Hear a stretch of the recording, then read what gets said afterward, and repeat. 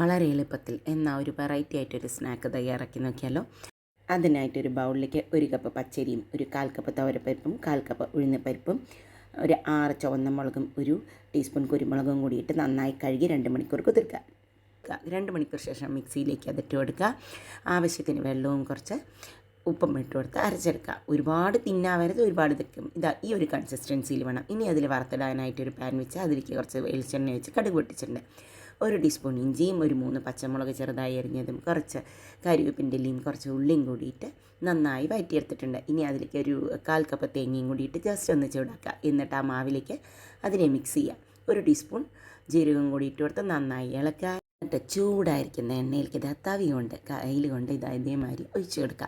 എന്നിട്ട് മീഡിയം ഫ്ലെയിമിൽ വെച്ചിട്ട് നന്നായി അങ്ങോട്ട് കുക്ക് ചെയ്തെടുക്കുക. ഒരു ഗോൾഡൻ കളറാവുന്ന വരെ മീഡിയം ഫ്ലെയിമിൽ വെച്ച് കുക്ക് ചെയ്താലേ ഉള്ളു കുക്കാവുള്ളൂ. അടിപൊളി കാരപ്പം റെഡി ആയിട്ടുണ്ട്. ട്രൈ ചെയ്ത് നോക്കൂ.